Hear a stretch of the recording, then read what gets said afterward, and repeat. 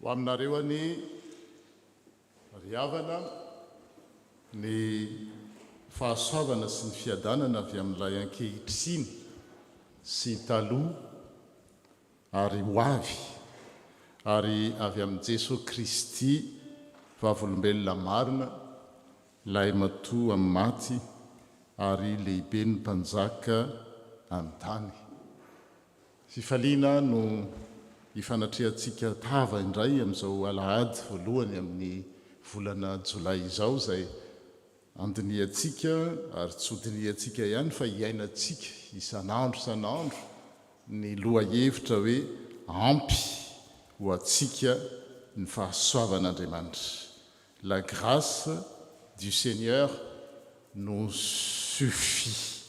Donc que la grâce et la paix du Seigneur vous soient données de la part de notre Seigneur, de celui qui est, qui était et qui vient, et de la part de cet esprit qui sont devant son trône, et de la part de Jésus-Christ, le témoin fidèle, le premier-né des morts et le prince des rois de la terre. Bienvenue à vous qui nous suivez par le biais des réseaux sociaux.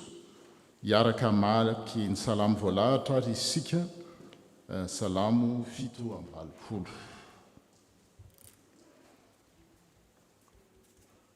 Ny naoron'ny tompo dia eo amin'ny tendrombohitra masina.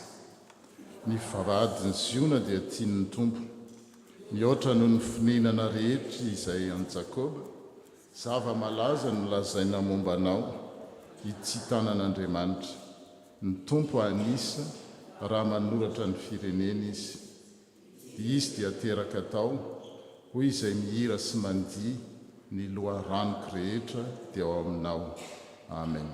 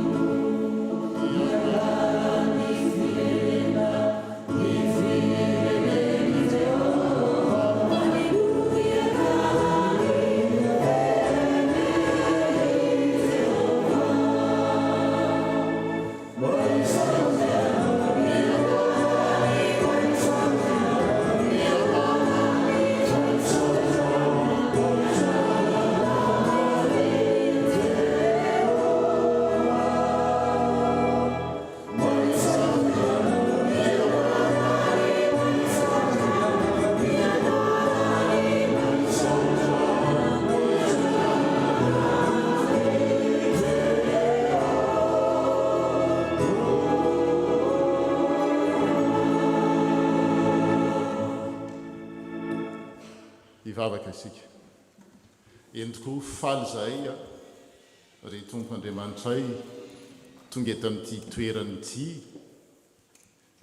toerany ity zay satria nomenao tombonandrom-pahavelomana ary menao fofinaina mahavelona afaka manandratra ny feonay mioby sy mitera ary misaotranao moa ny zavatra rehetra zay omenao indrindraindrindra zao andro zao zay raisinay ho tombonandro ho fanomezana lehibe satria maro ireo tsy mba ny fointsony tamin'ny alin'iny fa izay menao aina vaovao misaotra noho ny amin'izany ary ataovy mankasitraka anao tanteraka izay amin'ny zavatra rehetra na dia indraindray ary izay mandalo ady sarotra fisedrana mandalo loasa aliky ny fahafatesana dia ampio izay ninninona miseho amin'ny fiainanay na fifaliana fahoriana dia ahita hatrany fa eo anivo ny fiainanay ianao no tompo marika ny fiainanay amin'ny zavatra rehetra ary tsy misy na dia teboka na tsipika kely akory araka tsy eo ianao ary tsy misy na dia apahana segonda iray azy mahatsiaro izay fa lavitra anao koa engane ny finoanay tsy toy ny finon-jaza fa toy ny finonon-jaza izany hoe mahatoky ianao amin'ny zavatra rehetra amin'ny fiainanay rehetra na anio ary ho mandrakizay amin'ny Kristy Jesous. Oui Seigneur, chaque jour nouveau est un cadeau inestimable de ta part. Comme nous sommes reconnaissants pour tout ce que tu nous accordes, donne-nous de te faire confiance dans les bons moments comme dans les mauvais. Aide-nous à ne pas désespérer de la vie, mais à savoir y discerner les signes de ta présence. Donne-nous non pas une foi enfantine, mais une foi d'enfant, une foi qui sache te reconnaître comme un Père qui nous aime d'un amour inestimable. Et pour cela, te recevoir comme notre Seigneur et Maître avec simplicité de cœur. Oui, nous pouvons dire aujourd'hui que ta grâce nous suffit, car tu es vivant au milieu de ton peuple, au milieu de ton Église. Amen. Afaka mipetraka isika.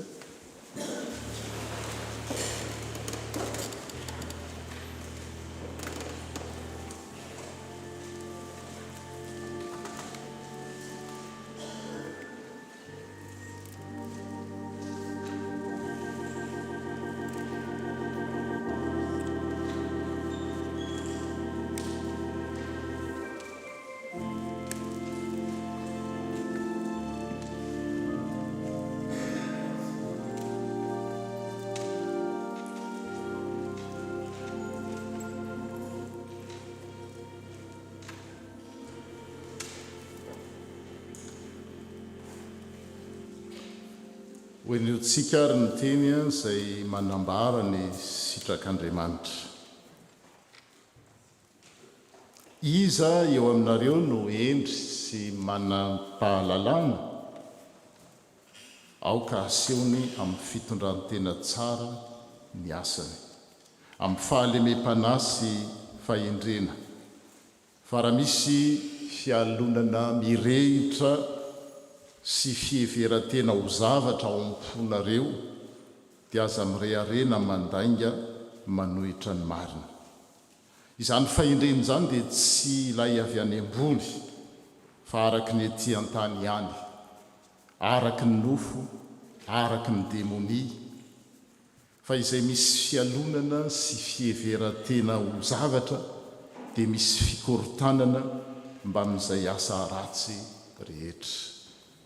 Fa ny fieveran-tena izay avy any ambony dia voalohany indrindra madio, manaraka an'izany tia fihavanana, mandefitra, mora lahatra, be famindram-po sy asa soa, tsy miangatra na mihatsara velatsia. Izany no sitrapon'Andriamanitra ho antsika indray amin'izao alahady fa 7 ny volana Jolay 2020 amby izao ary manoloana zany sitrapon'Andriamanitra izany dia ndeha andiny tena ao anatrehan'ny tompo isika ary tsy hanamary tena fa izany teny izany dia hanosika antsika hitododoaniny. Angina eo anatrehan'ny tompo isika, toizako amin'ny vavaka izany dia avy eo antsika manao hiram-bavaka.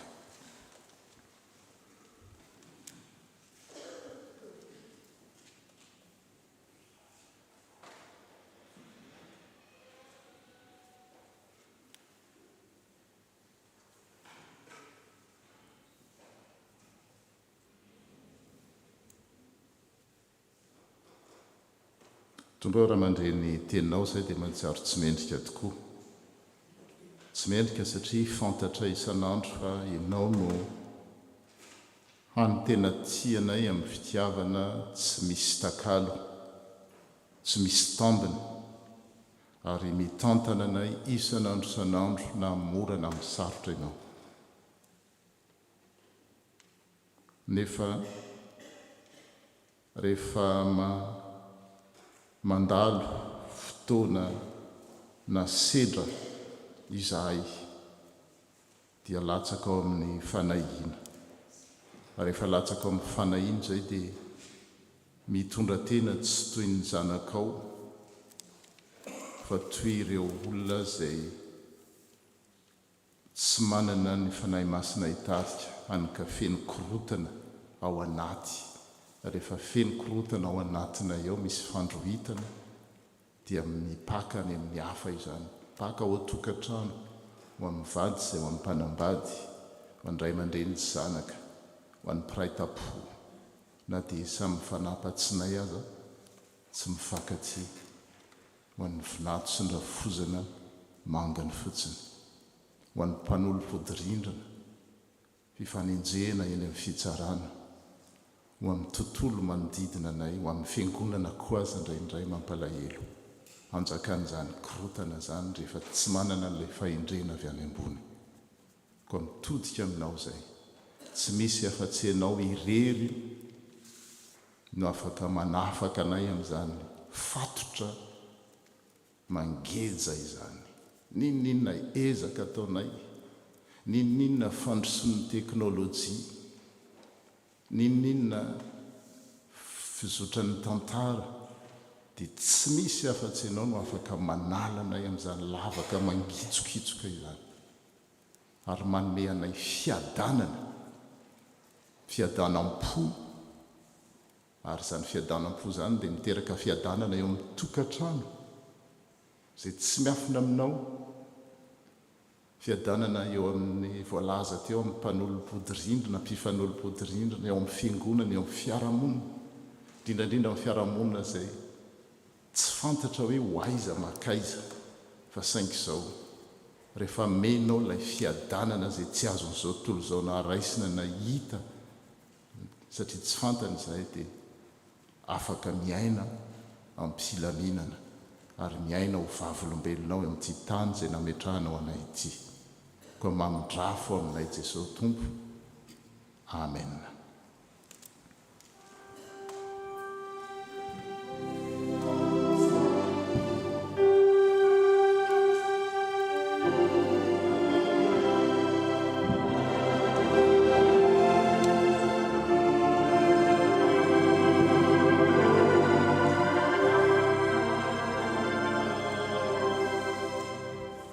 Sini, sini, ya,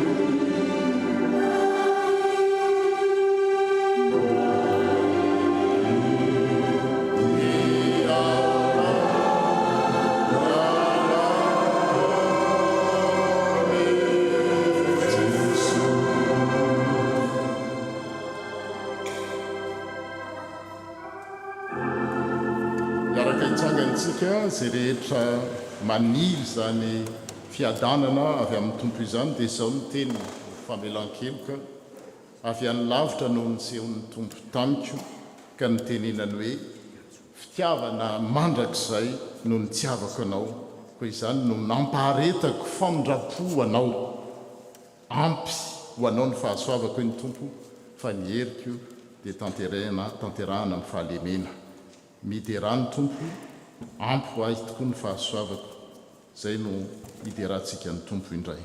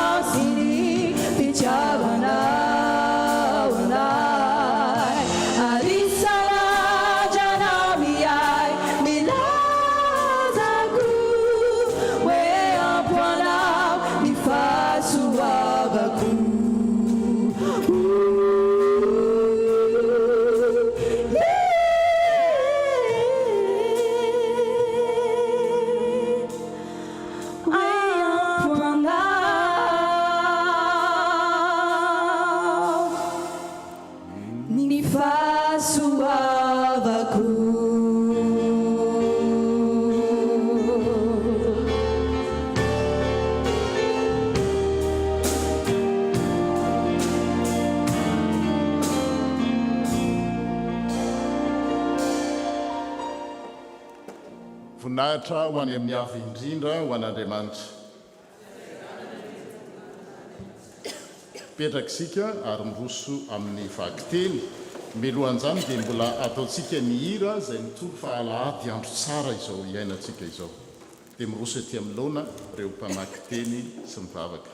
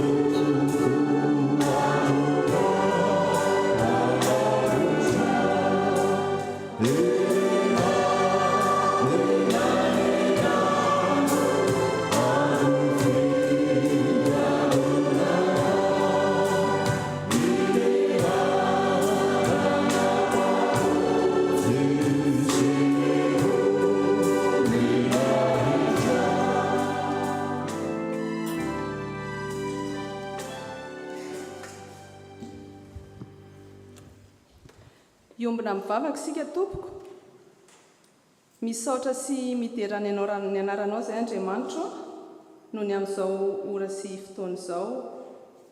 Misaotra anao satria tsy diso anjara indray izahay androany, hiaino sy handray ny hafatrao.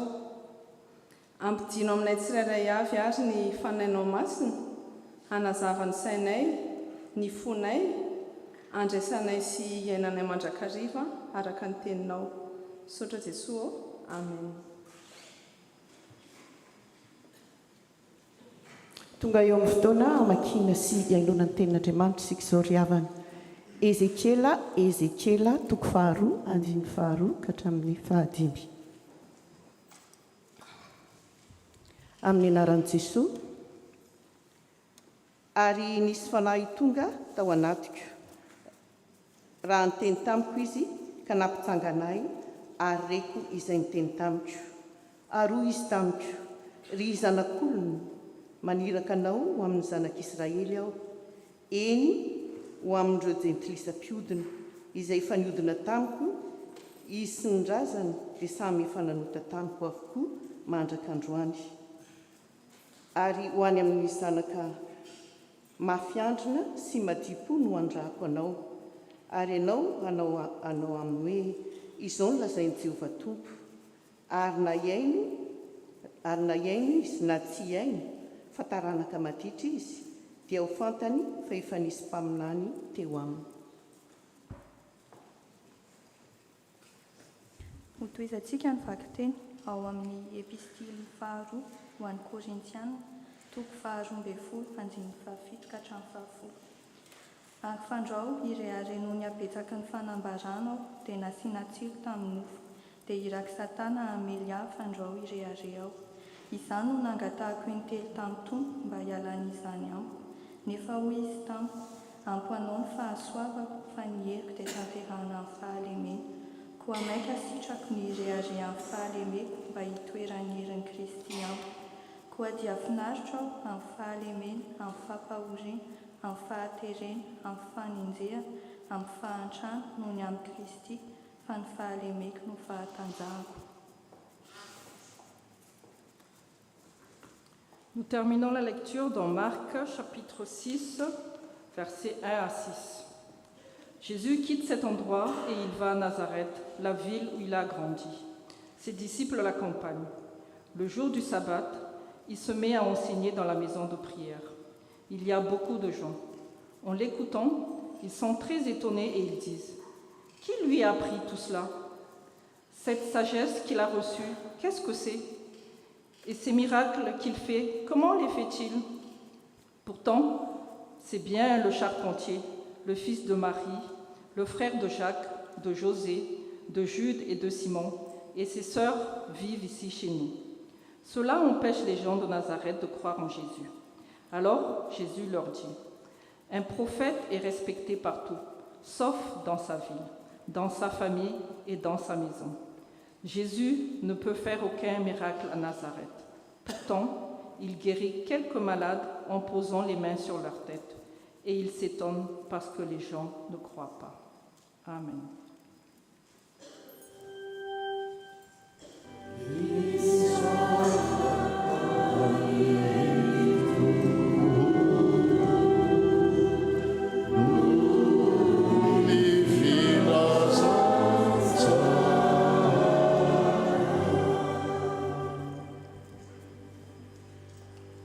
ataontsika eo mpitsanganana oso fangatana ny fanahy masina ny hira voalahatra teo 7 mba androatany tompo atao-potsika ato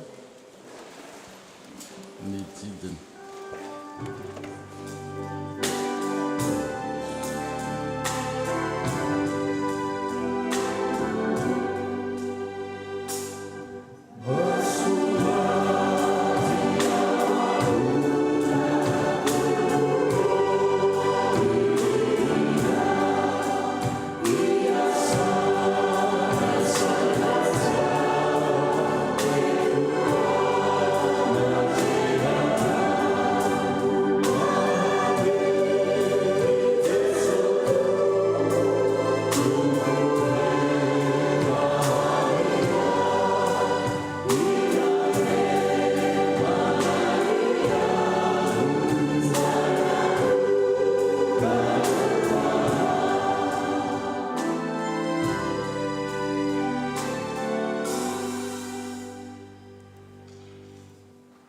Mbola iaraka ivavaka isika.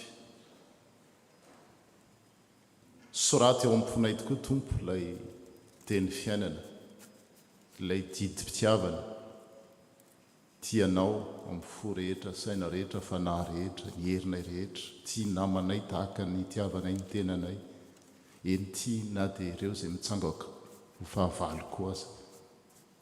Tsy efanay izany raha tsy ny fanahinao masina no manatanteraka izany, ary miasamy manan-kery ny herin'ny teninao tokoa ny anova ny fiainanay ary mitoera ao anatinay amin'ny alalan'ny fanahinao masina.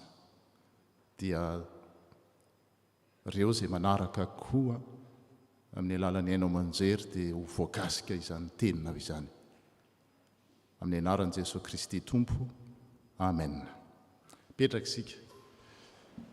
Dia mamerina ny arahaba antsika mianakavy ny amin'izao fotoana lehibe izay andro ny tompo araka ny hira teo, alahady andro tsara natokantsika ho an'ny tompo isaorana n'Andriamanitra izany tsy latsaka atao amin'ny fakapanahy tsika nakany amin'ny toerana hafa.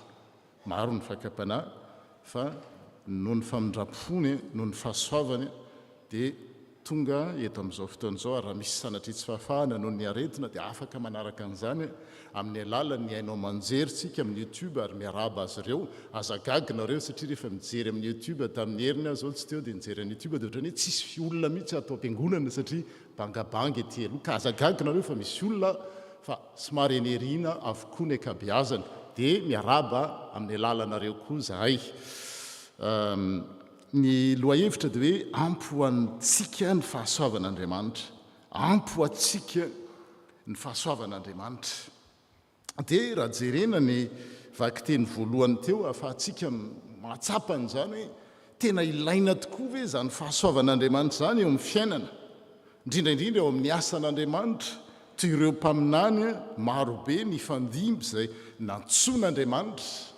Afaka miteny ve tsika hoe tena ampy ho any fahasoavan'Andriamanitra ka tsy ampiana zavatra hafa intsony? Io mantsy no ahalalana azy. Ny ahalalana hoe ampy antsika ny fahasoavan'Andriamanitra dia tsy ampiana zavatra hafa intsony, tsy hoe ampy apahany fa tena hoe ampy. La grâce du Seigneur me suffit. Est-ce que je peux vraiment dire en toute honnêteté devant Dieu que sa grâce me suffit largement dans ma vie? Ça misy zavatra hafa, j'ajoute quelque chose. Zay no jerentsika anio dia hitantsika taratra eo amin'ireo asan'Andriamanitra amin'ilay vaky-teny teo. Njahatra tsy pihana voalohany no dia izao hoe miantsolon'Andriamanitra mba ampafantatra an'izany hoe ampy an'iny olona antsony iny ny fahasoavany.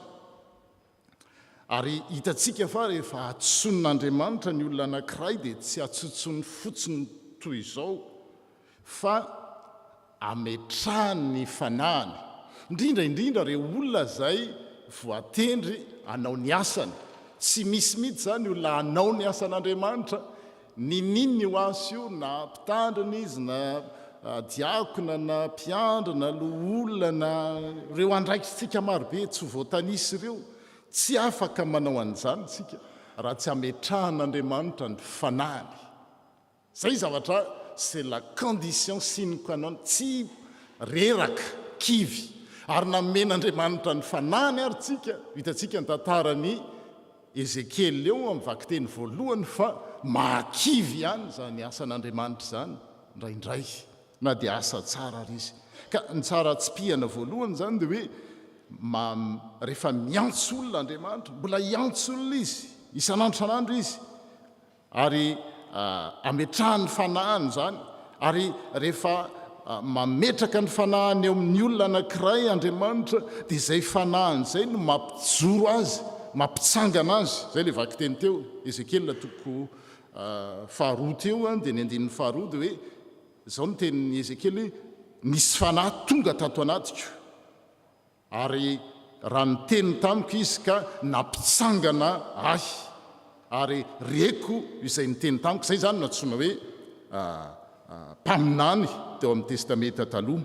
Ny atao hoe mpaminany teo amin'ny testamenta taloha zany dia tsara ihany mamaritra azy, dia indraindray diso ny fandrahintsika azy, eritreretintsika hoe olona natsoina ilaza zavatra ho avy. Zany mantsy indraindray no eritreretin'ny olona hoe mpaminany ihany.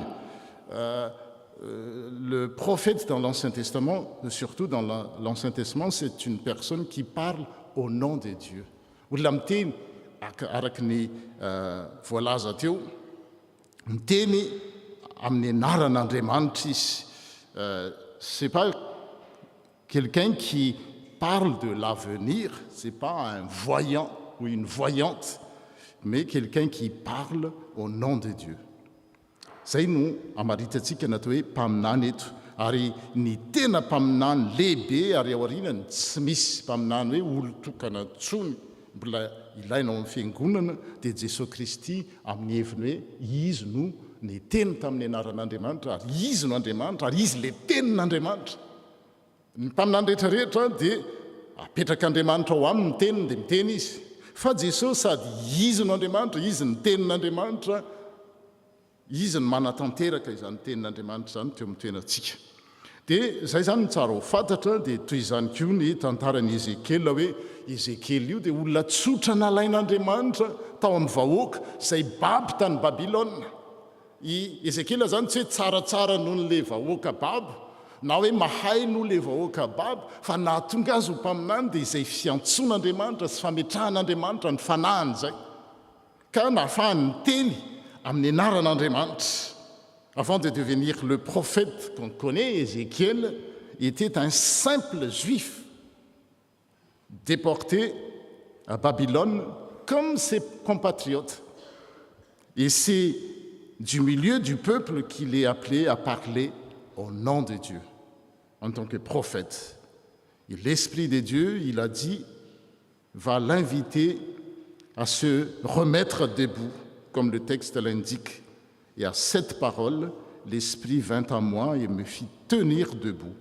Et j'écoutais celui qui me parlait. C'est verset faharoa.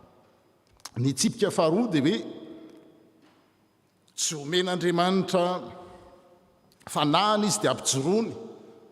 Raha izay mantsy dia mampieboebo zay hoe zany handray ny fanahin'Andriamanitra, za mijoro dia vita. Fa misy iraka mpanaoviny azy, zany hoe maniraka ny mpaminany Andriamanitra, maniraka olona Andriamanitra hatramin'izao. Ny andiny fahatelo manambara an'izany, ary hoy izy tamiko, Andriamanitra zany, ry zanak'olona maniraka anao aho. Fa maniraka ho aizy tsy hoe maniraka Andriamanitra dia maniraka izy ndana makany amin'ny stade Vélodrome na mandeha makajery Jeux Olympiques na manao zavatra maro isan-karazany, fa maniraka ny olony Andriamanitra, ny mpanompo, ny mpaminany ho amin'ny zanak'Israely. Manao anona ny toetrandreo zanak'Israely ireo, olona mahafinaritra, olona mateo-tia, olona vao miteny ny mpaminany dia manaraka izy hoe etsy mandeha dia makeo izy. Tsia, le vakiteny teo dia milaza an'izao hoe maniraka anao ho any amin'ny zanak'Israely ary zao ny toetrandreo zanak'Israely ireo mpikomy izay nikomy tamiko, ary tsy izy ihany fa izy sy ny razana. C'est une population rebelle génétiquement, manaranaka le fikomiana izy mianakavy mikomy avokoa. Zay no anyrahan'Andriamanitra ny mpaminany, tsy any amin'ny hoe vo miteny ny mpaminany, ary zay no entina ampahirezana amin'le izy hoe ampo atsika ny fahasoavana, satria ireo mpaminany ireo dia isedra fikomiana, isedra olana araka ny voalaza eto. Izy sy ny razany dia nikomy tamiko. Zanakalahy ireo dia mafiandrana sy mafy fo. Tana hoe zay no ilazany azy, mafiandrana sy mafy fo. Any amin'ireo no anyrahako anao ry fiangonana ry kristianina. Aza mieritreritra hoe rehefa irahan'Andriamanitra zany dia tonga dia tout va bien. Zay no fahatsoki-hevitra indraindray, ary zay no mahadiso sanantenana, mahakivy ny fiangonana na ny olona, satria mieritreritra hoe rehefa atson'Andriamanitra anao n'izany asany zany dia tonga dia ety avokoa le izy, satria hoe manana ny fanahy masina, satria mijoro tsy voatery ho tanteraka zany. Zany mahatonga ny olona za tsy hanao ntsony, hialangalana, hiandraikitra. Ary raha manaraka mivaky teny tsika eo amin'ny anjininy faeniny eo, fahadimy, dia hoe na dia voakasiky ny songisongy sy ny tsilo azy ianao. Ny tsilo zany dia sary entina ilazana hoe mandratra le vahoaka anyrahana. Ary tsy vitany hoe tsilo mandratra ihany, ary na dia ho amin'ny maingoka aza no hipetrahanao ny maingoka zany indray a, dia tsy hoe mandratra ihany fa mamono. Eny aza matahotra ny fiteniny. Zay zany no entina ampahirezana an'ireo mpaminany tany amin'ny testamenta taloha, ary tsy izy ireo ihany fa ny mpaminany dia tsy iza fa ny fiangonana zany, sy isika tsirairay zay manaraka ny Kristy. Une fois debout, Ézéchiel, il va recevoir sa mission de prophète, et Dieu ne lui cache pas, comme nous venons d'entendre, les difficultés qu'il va affronter. C'est vers un peuple rebelle qui s'est révolté contre moi que je t'envoie, dit l'Éternel. Ils ont le visage dur et le cœur obstiné. Voilà. Autant te prévenir, ça ne va pas être une partie de plaisir. Satria ny akabeazan'ny olona mieritreritra hoe rehefa manao zany asan'Andriamanitra zany ninninona endrony dia hoe tena azo fifaliana be, tsy voatery. Tsipika fahatelo a, tsy miandraikitra ny vokatra ny olona irahan'Andriamanitra.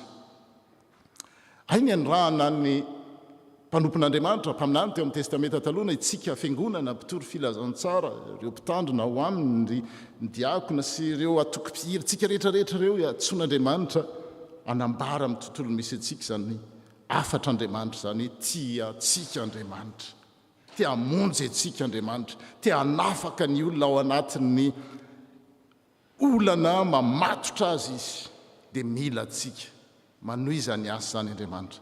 Nefa zao tsy anjara atsika ny miandraikitra ny vokatra. Dia nge ho jerena zao no tenin'ny tompo amin'ny 5. Ary na iaino izy na tsy iaino. Zany mila mampahery atsika zany teny zany hoe rehefa irahan'Andriamanitra ianao tsy voatery tsy maintsy henon'ny olona. Ary na ieno izy na tsy iaino, satria nahoana fa taranaka maditra izy, dia zao dia ho fantany fa efa nisy mpaminany teo anivony. Zay le izy. Na ieno izy na tsy ieno izy a, ny zavatra toky ampahirezan'Andriamanitra ny mpaminany dia zao fotsiny ho fantany fa efa nisy mpaminany teo aminy. Andriamanitra zany no manome ny vokatra, fa tsy anjaran'ilay olona mitory ny filazantsara. C'est une, comment on dit ça? C'est une obligation de moyens et non pas une obligation des résultats. Ary za manokana teo amin'izany hoe asa fitorinan'Andriamanitra zany dia ny saika nahalatsaka, saika nampidarabika na sy nakivy ahy dia zao mieritreritra hoe rehefa manao an'izao sy n'izao dia hisy vokany tsara. Dia nahitsin'Andriamanitra tamin'izany non, ny anjaranao, ny anjarantsika fiangonana, ny anjara mitony filazantsara dia zao manambara na mihaino ny olona na tsy mihaino ny olona. Fa Andriamanitra ny tompony vokatra. Paoly apôstôly nahatakatra an'izany any amin'ny Korintianina any hoe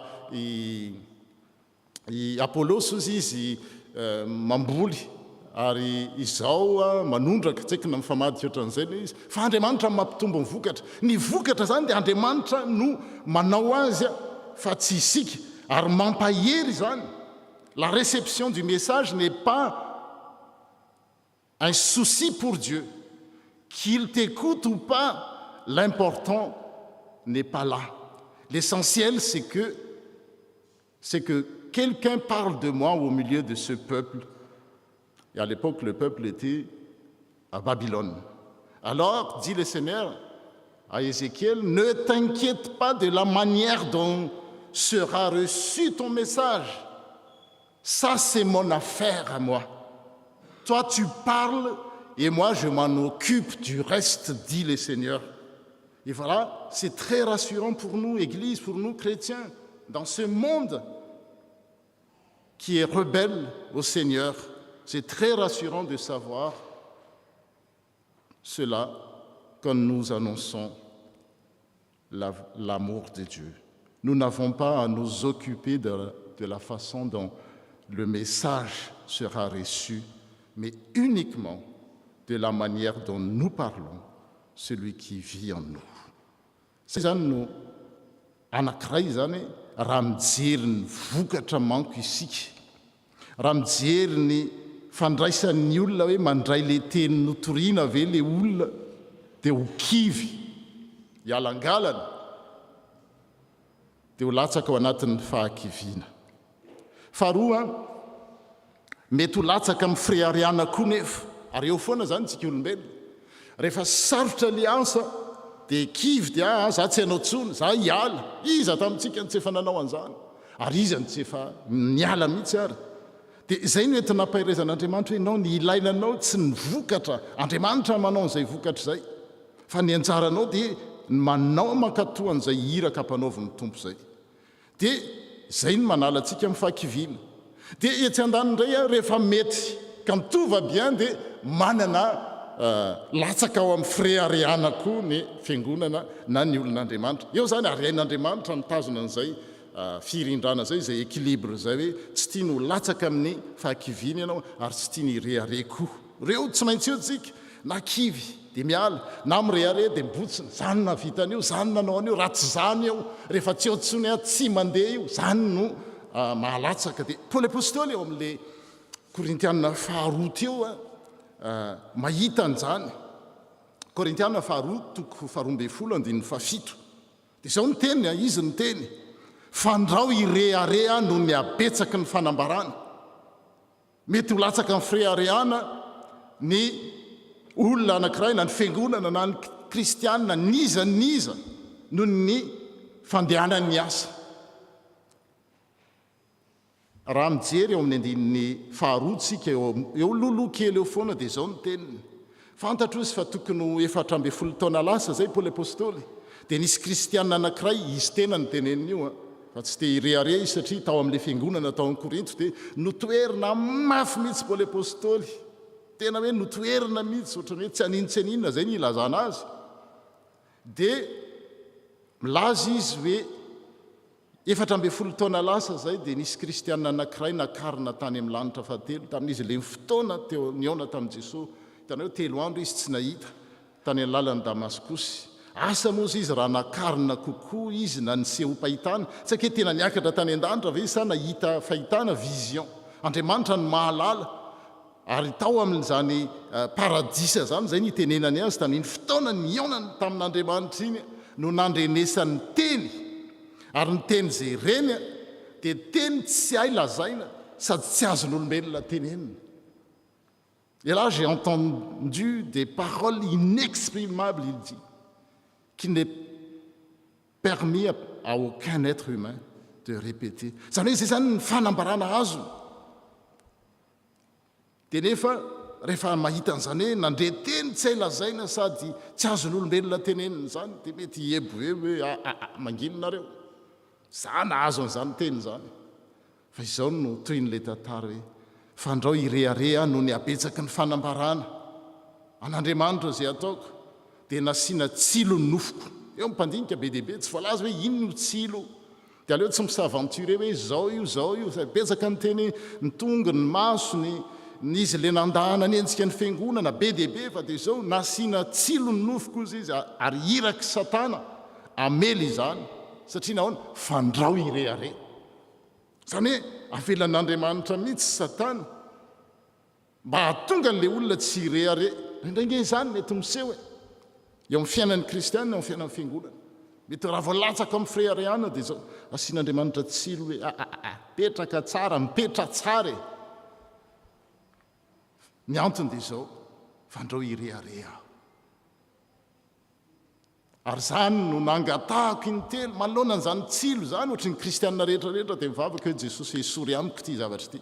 Indray misy zavatra avelan'Andriamanitra isio amin'ny fiainantsika io. Vavaksika tsy mety afaka le izy.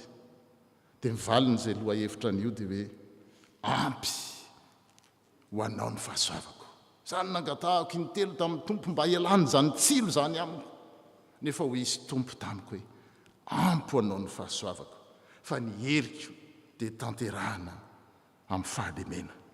Ny olona irahan'Andriamanitra zany mba tsy hakivy azy dia tsy maintsy miakina amin'ny fahasoavan'Andriamanitra irery ihany izy ary afaka miteny hoe tena ampy ihany fahasoavan'Andriamanitra. Tsy hampiko zavatra hafa intsony. Afaka miteny an'izany ve tsika amin'ny fiainantsika andavanandro hoe tena ampy aho. Ary izay no mahatonga ny olona mitaitaina, mahatonga ny olona manahy satria tsy mbola tsapany ao amin'ny fiainany hoe tena ampy. La grâce de Dieu me suffit amplement.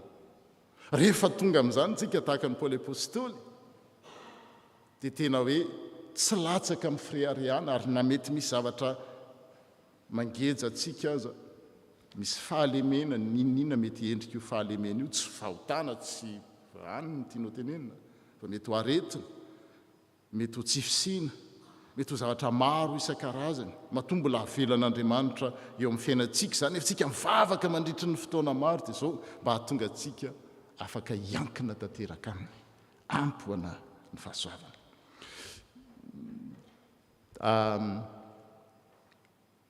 Herinandro lasa zay tamin'ny farany herinandro lasa za moa nisan'ny miandraikitra ny pastoral pasteur eto amin'ny FPMA dia niantso intervenant zay mbola manampahaizana manokana amin'ny fitondram-piangonana mpampianatra atao amin'ny faculté d'Aix ny anankiray ary mpampianatra amin'ny faculté de Strasbourg spécialiste amin'ny gestion des conflits dans l'église satria any amin'ny fiangonana zay ny teniny voalohany dia zao mieritreritra diso fihevitra ny olona fa any am-piangonana tsisy an'izany disadisa sy ady zany ao ny tena hiterahany conflictogène zay ny terme nampiasana ary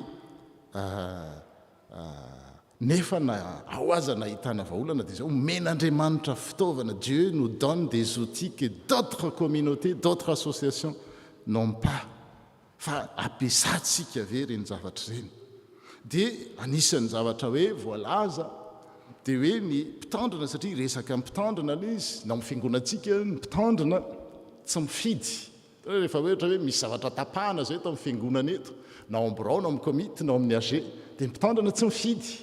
Dia misy alaim-panahy hoe aleo zay mba hifidy fa aleo mihitsy tsy mifidy ahatsapana hoe miakina amin'Andriamanitra. Andriamanitra no avela hiasa. Ary zay le izy ny fahalemen'ny Paoly io dia ahafahan'Andriamanitra miasa amin'ny alalan'izany fahalemeny zany. Fa raha vao manana fahefana mantsy ianao dia eritreritra hoe ny fahaizako ny heriko ny fahalalana ny nahavitanana io dia tsy afaka hiteny ianao hoe ny fahasoavan'Andriamanitra irery ihany no nahatoy izao azy sy ny ahavitako ny asa. Zay no vaovao mafaly ary zay koa no tian'Andriamanitra zany hoe tsy tiany ho amin'ny fahadisom-panantenana ny mpanompo ny fiangonana tsy tiany irehare koa ary ny fampahirezany farany dia zao hoe na ny zanak'Andriamanitra azany manoloana ny asa il n'est pas reçu à 100%. Hitantsika tamin'ny filazantsara teo Jesosy Kristy raha nody nakany amin'ny tanàna na lehibe azy izy raha niala teo Jesosy ka tonga tany amin'ny tanànany ary miaraka tamin'ny mpianana tsy tao amin'ny tanànana izy no nanangana mpianatra fa tany amin'ny tanàna hafa ary rehefa niverina tao amin'ny tanàna zay na lehibe azy izy rehefa tonga ny andro sabata dia nampianatra tao amin'ny sinagoga tahaka ny fanaony dia izao maro ny olona ny aino azy sady talanjona ao ka miteny hoe taizany nahazahoany le ty zany zavatra zany zay le vakiteny fa zao manao azy le ty taizany nahazahoany le ty zany zavatra zany ary manahoana ny fahendrena nomena azy tana hoe tahaka ny Ezekiel zay nahatonga azy mpaminany dia tsy izy tena ny s'auto-proclamé s'auto-prophété hoe za aminany fa noho ny fanan'Andriamanitra napetraka tao aminy tahaka ny Paoly apôstôly nahatonga azy apôstôly dia izy nomen'Andriamanitra fahitana mbola tsy hitany maso dia eto koa Jesosy tena gaga ny olona hoe mbola tsy naheno zavatra ohatr'izany talanjona ny olona ahoana no ahafahany manao asa lehibe toy izao dia eo amin'izay no mijery amin'ny maha-olombelona hoe fa tsy lay mpandrafitra zanaky Maria ve ary ny rahalahin'i Jakoba sy Josesy ary Jodasy sy Simona va izy io ary tsy ety amintsika ve ireo anabaviny tana hoe le asan'Andriamanitra ataony le fampianarana mahagaga le fahendrena ikoaizan'ny olona tsy hitany fa ny manampina ny masony dia hoe izy lay mpandrafitra miarany lalao mpandrafitra zany mantsy tamin'izany dia olona tsoina rehefa tsy mivomy varavarana na misy simba ny tolana na misy vaky ny gorodona na amboarina ny sarety dia olona fantatry ny rehetrarehetra dia hoe le ty ve no tsy possible zany tsy maintsy olona avy any velany foana no andrasana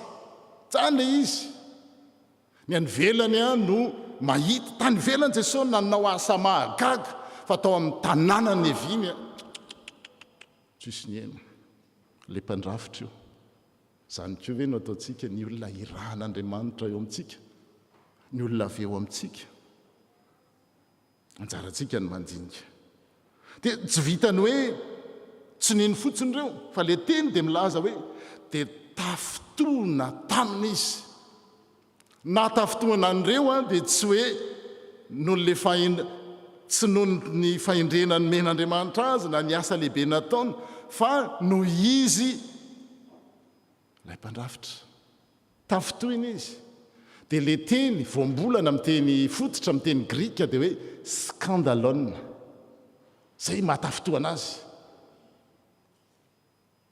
mora tafitoana amin'ny zavatra tsisy dikany tsy any amin'le asa mahagaga dia talanjona nefa zay nge mahagaga an'le izy ary zay ny ilaina n'le fahasoavana raha vao tsy ao le fahasoavan'Andriamanitra dia zao zavatsoa mahatafitoana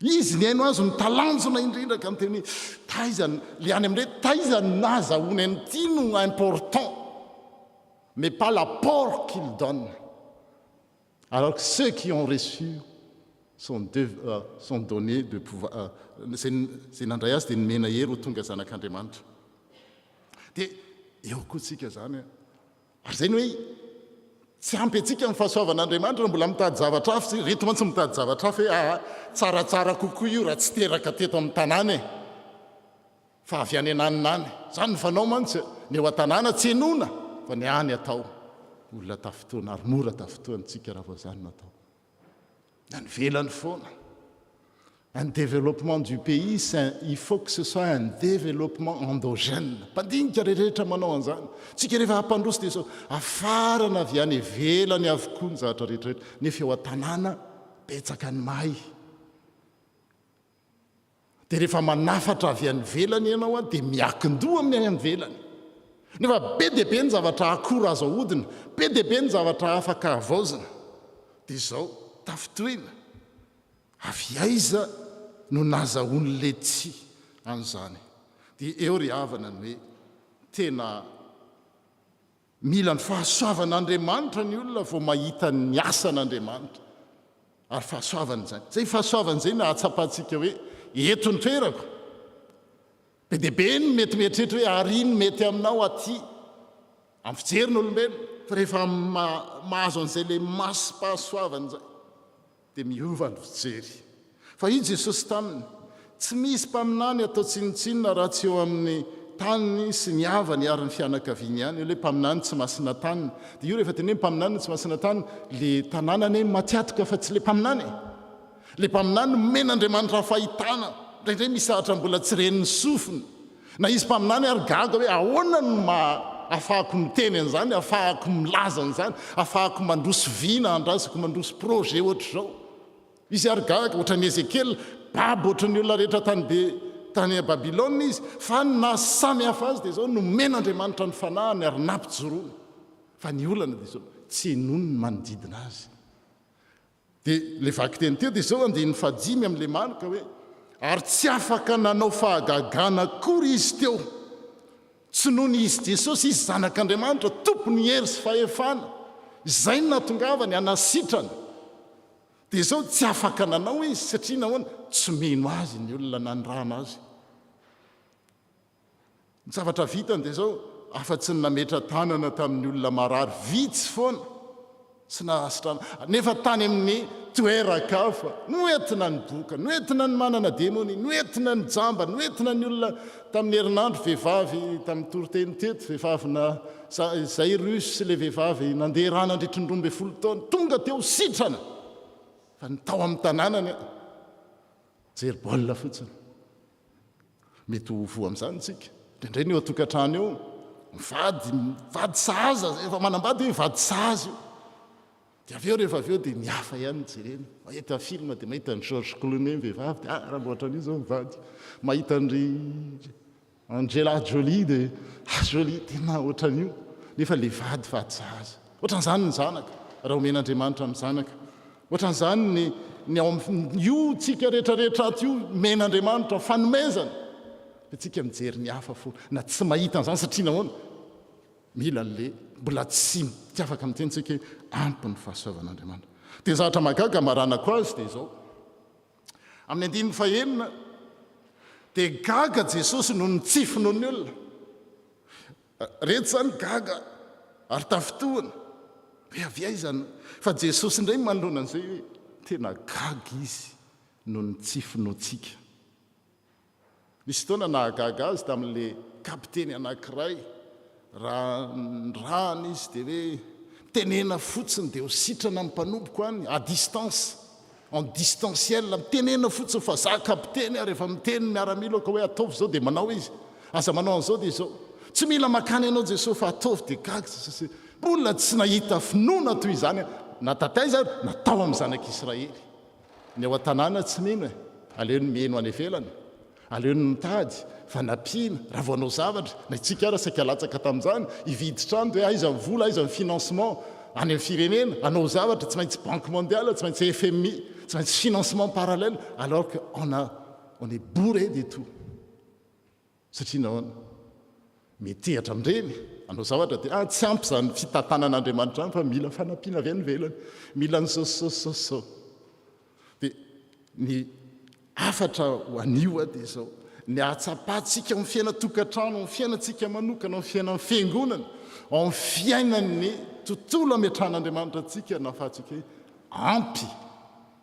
ampy ho anahy ny fahasoavan'Andriamanitra ary ny heriny dia tanterahana amin'io le fahalemena io ninina endrika io ataovy mivavaha intelona imbetsaka mihitsy zany fa rehefa ozony jerena le izy tsy miova dia mila mandinitsika hoe misy antony za zao anankiray tonga eto le izy zay tamin'ny mpianatra dia anisan'ny hoe efa tateharina moa niova le izy anisan'ny zao no nampiasako azy taloha hoe victime inona ny teny malagasy andikana an'izany ohatrany hoe matiatoka zany tamin'ny fanagasiana le fanagasiana tsy le fanagasiana ny ratsy teo amin'ny fampianarana zany fa le izy natao totomototra fotsiny ohatr' zao tsisy outil tsisy fitaovana fa tonga dia malagasy daholo ny fampianarana zany hitra teny an-tsekoly fanabeazana fototra dia ny teny malagasy dia tsy mba ny teny frantsay zany nalefa ny papa sy mama tany Antananarivo hianatra any amin'ny école française fa ny tena faralatsy mafehan'ny papa sy mama dia tsy nety fa nitsoaka nampijaly olona zako moa rehefa hoe tsy hanao zay dia tsy azon'izaniza terena nampalahelo anay le tantsinina nipetrahako satria nitsoaka mihitsy tsy hanao an'izany dia tsy nahay teny frantsay dia rehefa avy eo nianatra afaka mibaka miverina amin'ny teny frantsay indray ny fampianarana ny tena amin'izany rehefa vizana dia mety an'izany nareo ny accent sy ny ohatran'izany rehefa miteny frantsay tamin'ny voalohany namenatra anay fa afaka nataoko teledao ny cours de langue ao Antananarivo na ny CNEL na ny Alliance Française rehetra assimile rehetrarehetra namandraky tiany androany ary dia mbola andro sy alina mianatra fa tsy mety mivoatra dia tia ho amizake Jesosy hoe tena tsy voatra izy ity na mety mivoatra fa kely ihany fa zao ho ataoko le izy tsy menatra intsony na misy fahadisoana azy eny amin'tegna satria indraindray ianao raha mamaky ahaka na mijery ny olona dia hitako hoe tsy mety le izy rehefa tenenina izy satria tsy mba nitenenina nandritry ny fotoana tsy metehatra aminao atompo satria ny zava-dehibe dia tsy le teny hoe voalaza tsara ve le izy fa le afatra ambara ampo anao ny fahasoavako amen.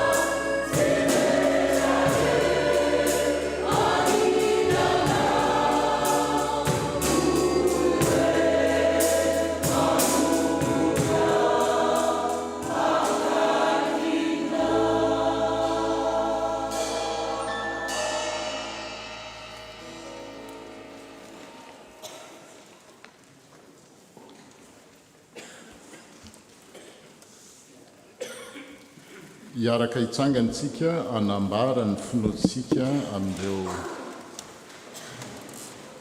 kristianina marobe izay nahatsapa izany fahasoavan'Andriamanitra izany. Manambara ny finoantsika ny Jesosy Kristy isika dia araka ny tenin'ireo maky hoe efa nahita ny kita ny teny atsinanana izahay, sy araka ny tenin'ny Jaona mpanao batisa hoe indro ny zanak'ondran'Andriamanitra izay manaisotra ny fahotany izao tontolo izao, sy araka ny teny nataon'ny Andre hoe efa nahita ny Mesia izahay, sy araka ny teny nataon'ny Samaritana hoe ny tenanay no nandre ka fantatray fa izy tokoa ny mpamonjy izao tontolo izao, sy araka ny teny nataon'ny Petera hoe ianao ny Kristy zanak'Andriamanitra velona, ianao no manana ny tenin'ny fiainana mandrakizay, ary araka ny teny nataon'ny Tomasy hoe tompoko sy Andriamanitra. Amen. Izay koa no mitondra antsika amin'ny fanasan'ny tompo, koa dia ataontsika ny hira voalahatra 4:500 dia rehefa vonona ny diakona dia ajanona ny hira.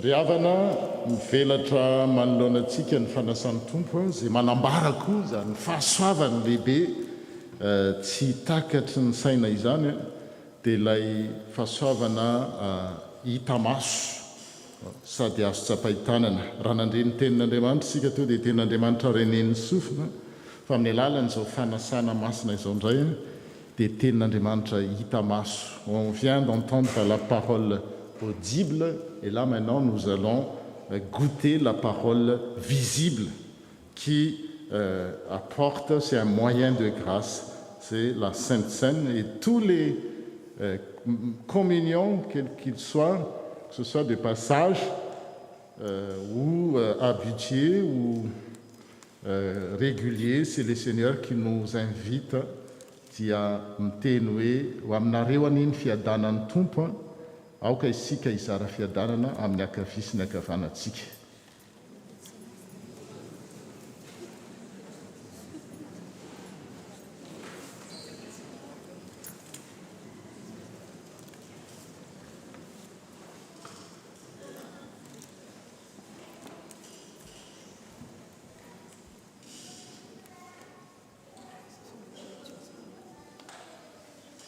Noho izany ny asan-drato ny fonareo ao amin'ny tompo.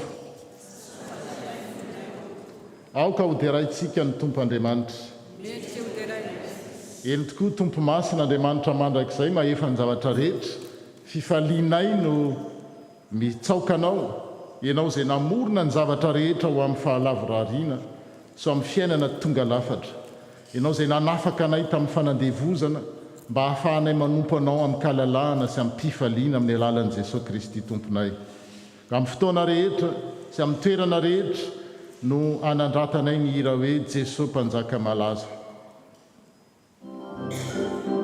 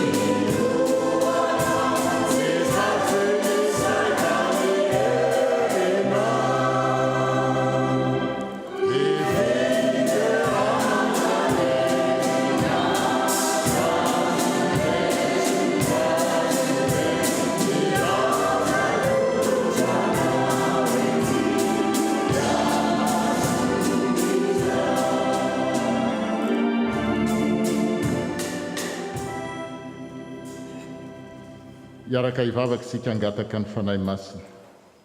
Andriamanitra rainay hoe mba hidiny ny fanahinao masina hiasa aminay mba hatsiarovanay ho tafaray marina tokoa amin'ny tena sy ny rany Jesosy Kristy tomponay atao ampandraisana ny mofo sy ny kapoaka. Amin'ny alalany sy miaraka aminy ary ao aminy dia ho anao Andriamanitra raitsotoa amin'ny firaisana amin'ny fanahy masina ny milaza sy ny voninahitra rehetra ho mandrakizay. Amen. Ny diakona rehefa hozarana ny tena sy ny rano Kristy izay misy divay sy ranom-boankazo samy manambara ny rano Kristy avokoa izany sy ny mofo dia mpandray fanasan'ny tompo rehetra zany zoro dia rehefa samy mahazo avokoa tsika rehetra dia mipetraka ary amin'ny fotoana voatsondro dia miara-mihinana sy misotro isika toy ny mahazatra. Izany no atao dia ho an'ireo vahiny izay mety mandalo. Ny hira voalahatra no ataontsika amin'izany.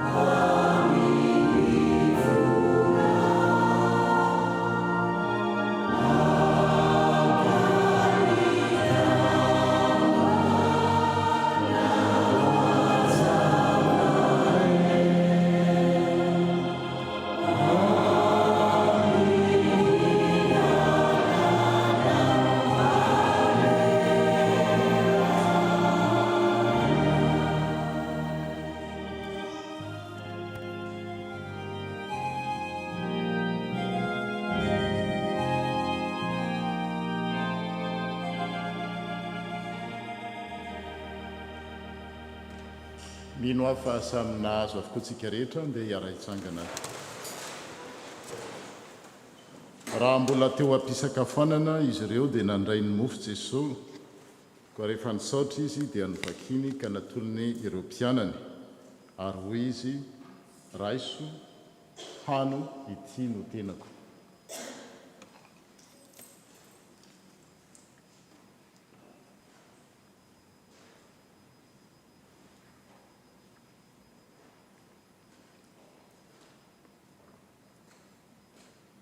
Amen.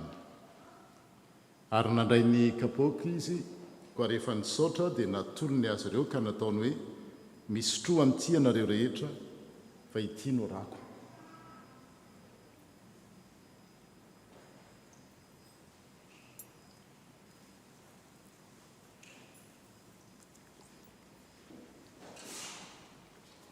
Dia ilay raha anorenan'Andriamanitra ny fanekem-pihavanany izay alatsany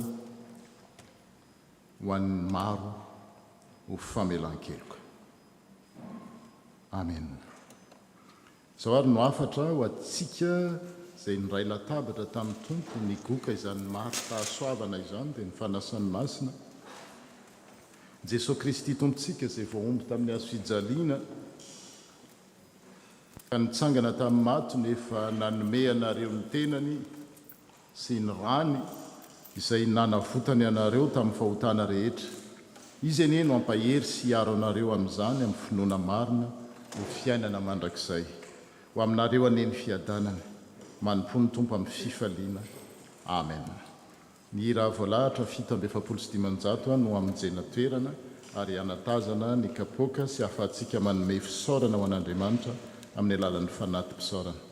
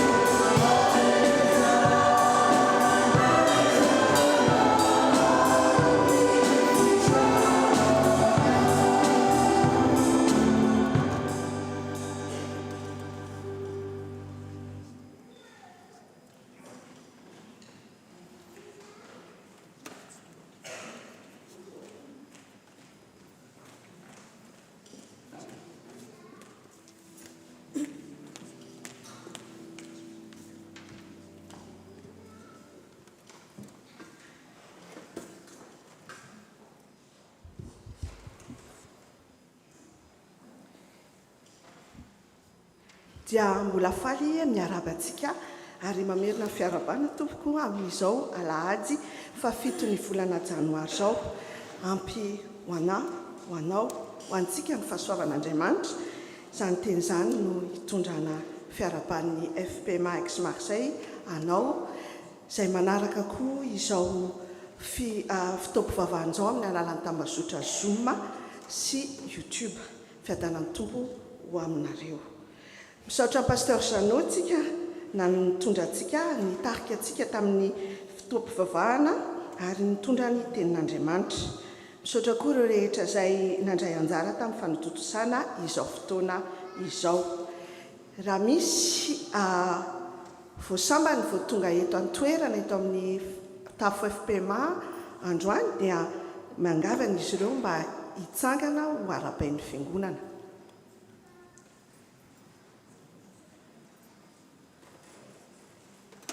Dia faly miarabanareo ny fiangonana ny tafo FPMA Aix Marseille raha mandalo na mitoetra ny tompo ombanareo, anambona anareo amin'ny zavatra rehetrarehetra ataonareo. Tsaroa fa misy toeranareo foana eto amin'ny tafony Aix Marseille. Misaotra tompoko. Raha sitrakareo dia anantona anareo ny équipe accueil avy eo andray ny coordonné anareo. Misaotra tompoko. Afaka mipetraka tompoko. Toy izao indray ny fandaharam-potoanantsika amin'ny manaraka. Ny AGN STK zany dia tanterahana omaly androany any Atoro ary aokantsika atsiaro ireo zanakatsika ireo tanora izay lasa any. Ny fahasivy amin'ny talata zao dia misy fivoriana ny komity isam-bolana atao amin'ny Zoom. Ny 17 sy hatramin'ny faraky amby 20 ny volana Jolay, ny tily dia andeha hilasy any Chaponost any Kekiny Lyon. Ny 15 ka hatramin'ny faraky amby 20 ny volana Tiko, ny sampana fifoazana dia hanao ny retraite ny any Giel. Ny 17 sy 18 ny volana ihany Tiko, ny ray aman-dreny mpitandrina dia andeha hanao fialan-tsasatra. Ny hetsika 27 octobre, promesse des dents, dia mila tanana ka manasa anao hiditra amin'ny commission. Ny équipe finance dia hitondra fanazavana ho antsika eto avy eo après an'izao filazandrara zao.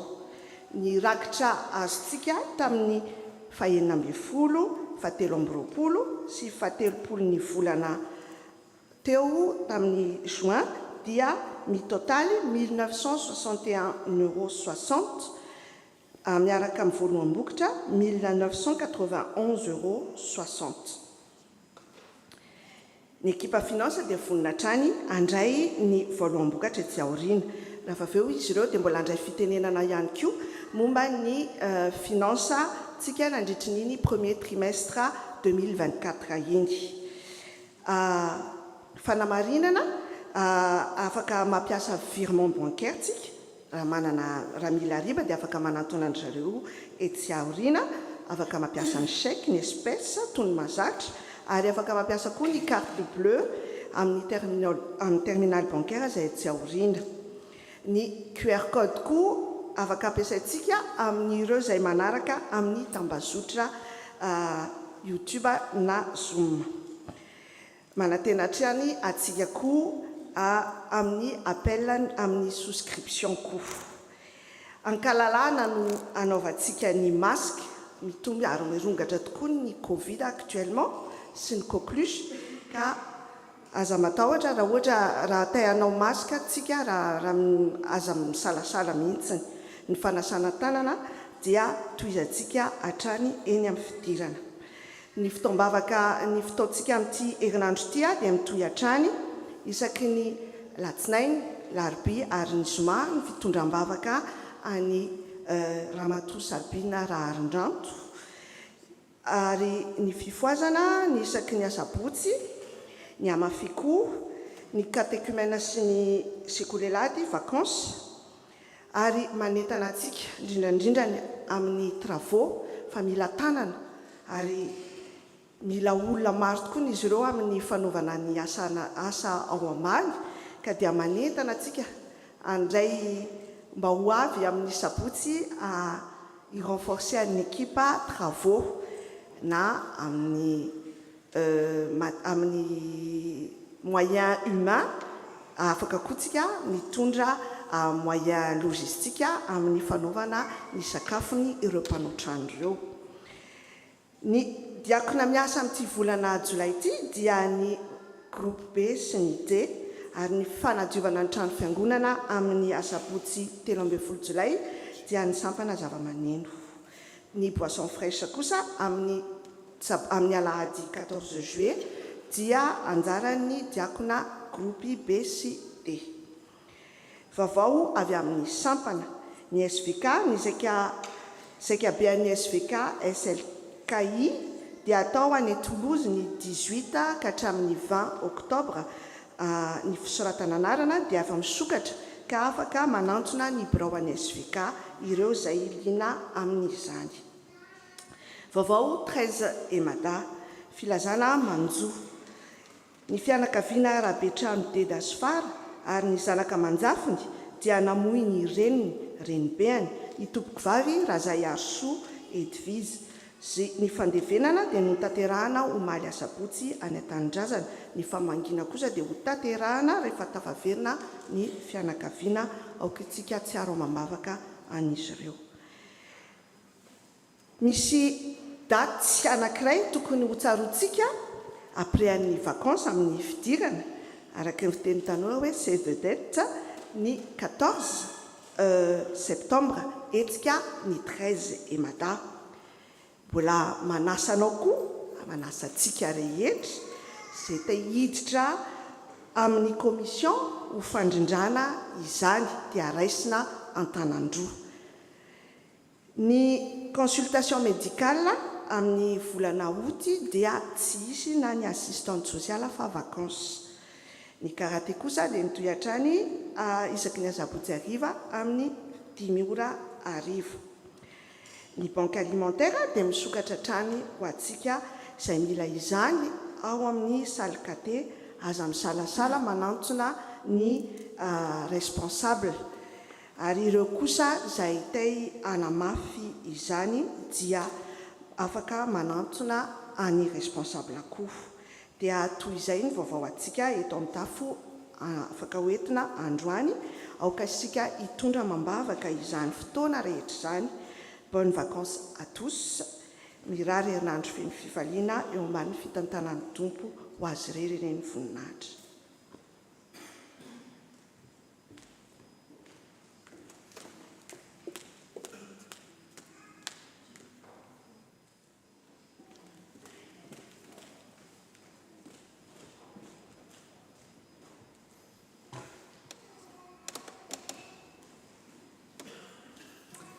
Mbola mamerina ny arabantsika tompoko eo ambanin'ny fahasoavan'ny tompo.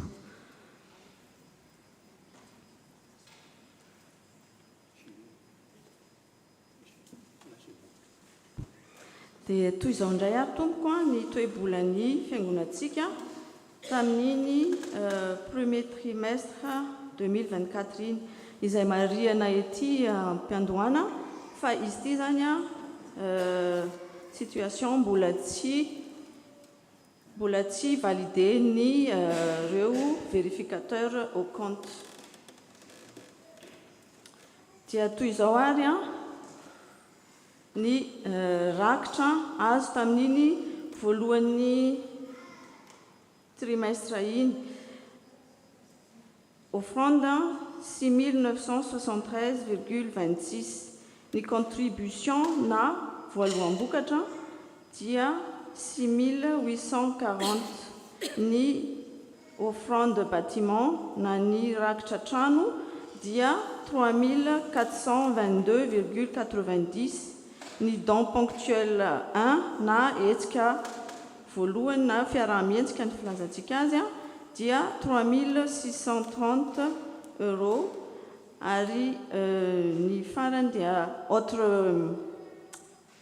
recette zany izy io fa tsy reconnaissance dia 730,03. Raha androset zany tamin'iny voalohan'ny telo volana voalohany iny a dia mitotaly 21 596,19. Raha nisy ny dépense kosa dia 17 246,58. Rehefa natao zany ny totaly dia ny résultatsika tamin'iny voalohan'ny telo volana voalohany iny dia mitentina 4349,61. Ahitantsika eo ambany zany ny dépense lehibe indrindra dia ireo an'ny foibe sy ny fatsatsa izay nataonay amin'ny côté ilan'io. Ao anatin'io ihany koa ny misy dépense 1000 € izay namena ny ASL.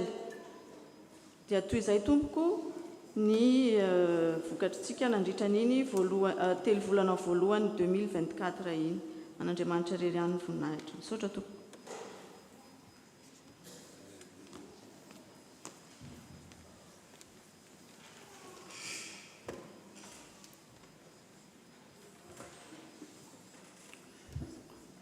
Dia mamerina fiarabana atsika mpianakavin'ny finoana amin'izao fotoana izao. Ny anjara fitenenako moa zany eto dia noho ny fiaraha-mietsika ho ataontsika amin'ny 27 octobre 2024. Fampatsivana kely fotsiny zany, fampatsahivana fa tamin'ny taona lasa sika nanapa-kevitra zany fa tsy ho ankinitsika amin'ny artiste zany ny fonctionnement fiangonana fa ho ataontsika fanomezana manokana zany n'Andriamanitra amin'ny alalan'ny promesse des dons. Ary vitantsika izy io satria ny antony dia raha nanao prévisionnel ntsika 11 000 € ny totalin'ny fihetsika voalohany sy ny fihetsika faharoa zany dia noazo tamin'izany dia 12 974. Misaotra antsika rehetra dia misaotra an'Andriamanitra lehibe satria tena nahavita betika tamin'ny herintaona. Araka izany dia hotohizantsika hatrany satria mety tena zavatra tsara no nataontsika tamin'ny taona lasa iny. Ka amin'ny 27 octobre 2024 zany no nanaovantsika indray no fiaraha-mietsika anatanterantsika fiaraha-mietsika faharoa zany izay sady aladin'ny réformation koa izy io. Dia ny teny hoentsika anentananantsika zany mandritra isaky ny alady zany dia leo amin'ny teny amin'ny marika toko fahafolo andininy 49 manao hoe matoky mitsangana fa miantso anao ny tompo. Courage, lève-toi, Jésus t'appelle. Dia totoy ohatr'izao zany ny prévisionnel zany tamin'ny hetsika voalohany 4 000 dia ny hetsika faharoa 10 000. Zany hoe ny prévisionnel ny annuel zany 14 000. Rehefa nanao tsika ny hetsika voalohany dia 3 630 no azo. Zany hoe ny résultat moins 370 €. Raha jerevana zany ny objectif atsika ato amin'ny 2024 dia 10 370 €. Zay zany no objectif atsika voalaitsika amin'ny 10 370 €. Tamin'ny mai moa dia efa nisy mpandray fanasan'ny tompo nanome 120 €. Izay mba alohantsikelikely zany le izy zay le tandrona mantra le promesse des dons ho alohantsikelikely dia promesse amin'ny octobre dia voangona dia nisy mpandray anankiray. Dia ny mois de juin nisy fianakaviana iray nanome 300 €. Ary io raha ny tena marina izy io tsy fianakaviana mihitsy fa ray mpianakaviana. Ny teny hoe 300 € ny fa ny baloko mbola anao manokana ihany koa dia misaotra an'izy ireo zany. Ny tandrona hotatsarina zany dia 9 950 € zay ho ataontsika. Itsika ireo no anao azy 9 950 €.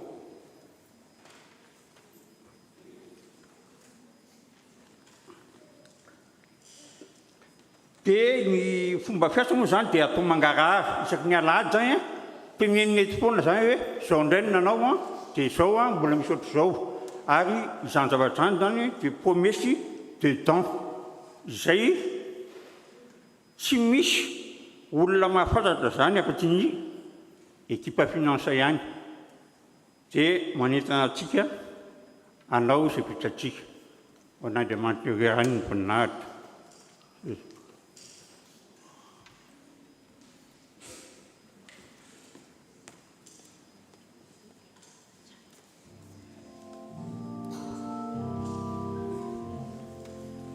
tonga mivavaka an-tranoko isika.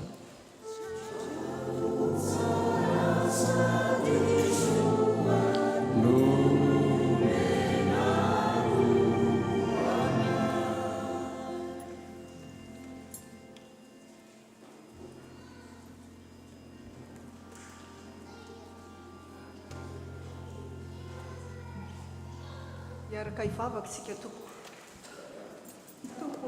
dia mbola velom-pisaorana anao izahay nohony ianao izao andro evaly izao saotranao izay tompo mbola nafana intera sy nankalaza ary name voninahitra anao ary koa mbola nandre ny teninao tamin'izao maraina izao misaotra tompo nohony izao trano nomenao izao fantatray Jesosy fa momba anay tokoa ianao ary ianao no mitantana izao fiangonanao izao ankehitriny izay tompo dia mangataka aminao hitanao ny zavatra izay mbola hilaina tompo amin'izao trano izao hitanao ny vola izay mbola ho aloha hitanao koa ny fanamboarana izay mbola tsy tomombana tompo hoentinay aminao izay iza moa no hitarainanay iza moa no antsoinay fa ianao irery any ianao ilay mpamonjy anay ianao ilay tompony zavatra rehetra koa dia matoky anao izahay miantso anao izay tompo jereo izao fiangonanao izao any ahoy ny voninahitrao Jesosy io ary ampio tompo hitanao ny zavatra izay ompilan-tanana fantatrao kely dia kely tompo kanefa tompo atolotra ianao tahaka n'ilay mofo dimy sy asan-drano roa hainao no mampitombo izany tompo eny tahaka an'ireo izay nahavoky olona 10,000 mihoatra ara tompo misy ambony dia toy izany koa tompo nentinay atolotray ianao ny kely eo an-tananay dia ampio izahay hanana finoana hanana fatokina ary hanana fitiavana anao amin'ny anaranao Jesosy fanaovanay zavavavaka izany sotra tompo amen.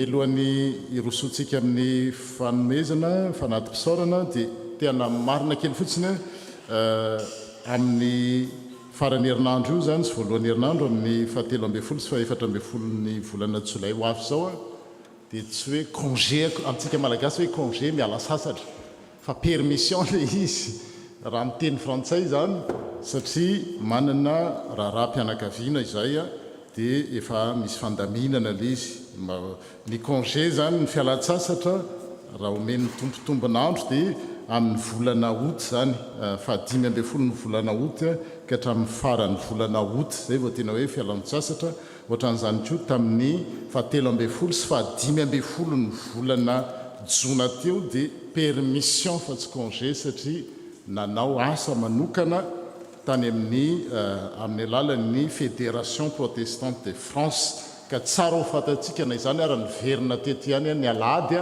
ny sabotsy saika anokatra ny concert ny cloina dia ho voninahitra Andriamanitra irery ihany.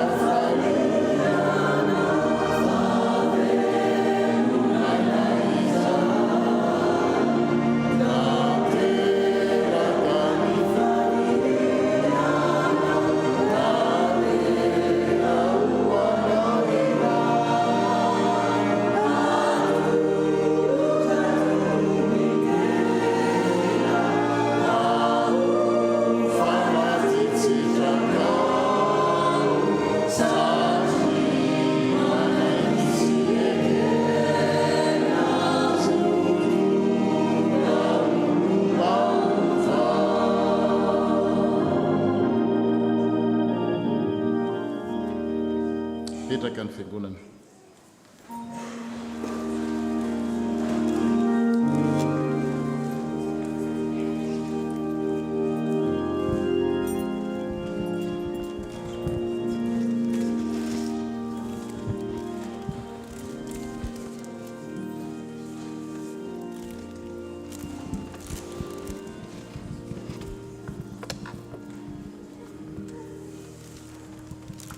Tonga amin'ny vavaka fisaorana sy fangatahana isika.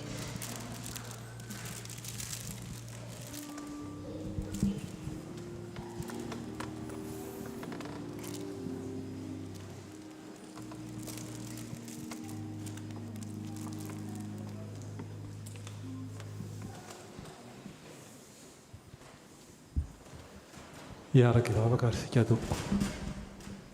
Sotranao izay Andriamanitra rainay.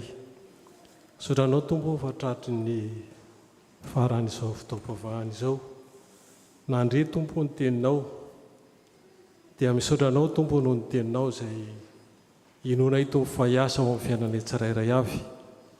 Ary dia ianao Andriamanitra no hita tompo.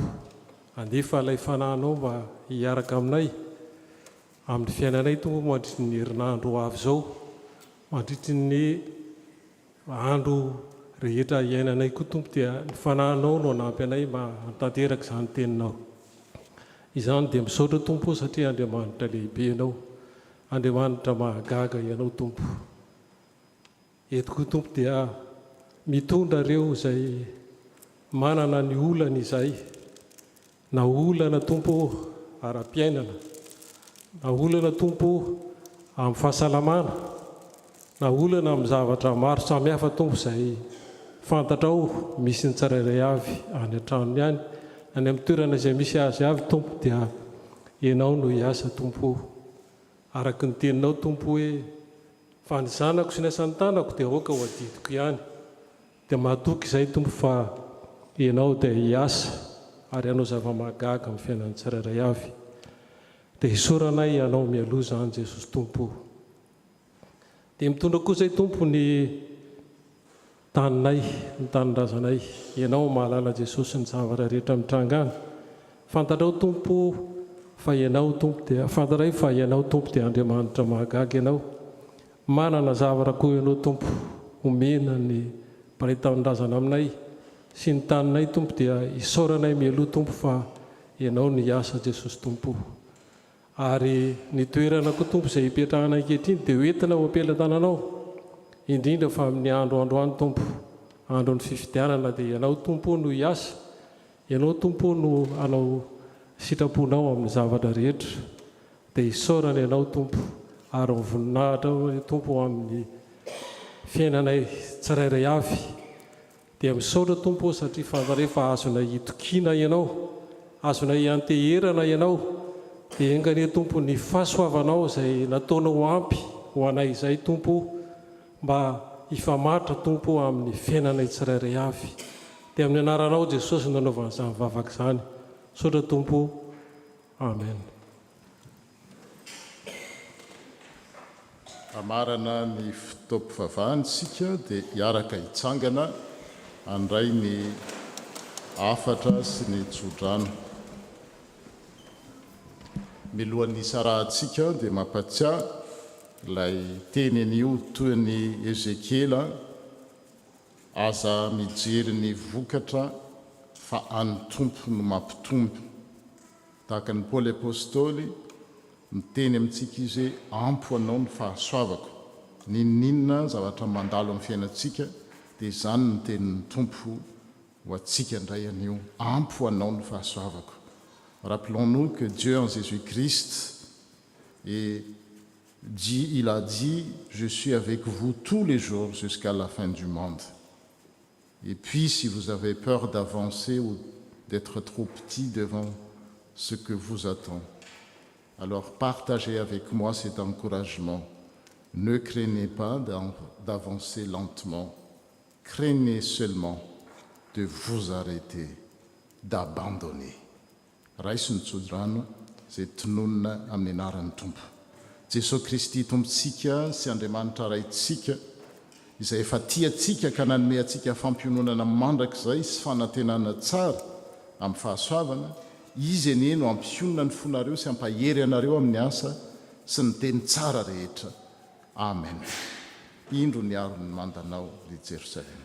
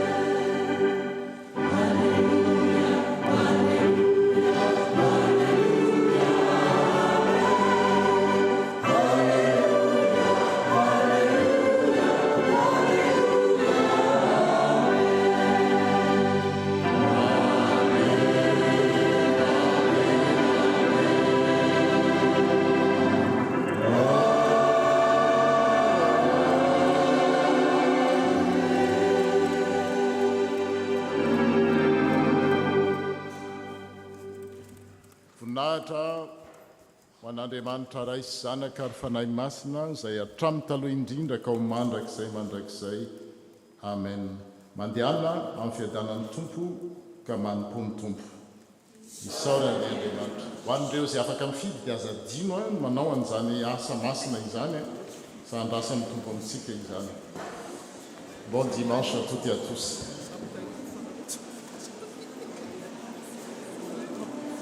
Oh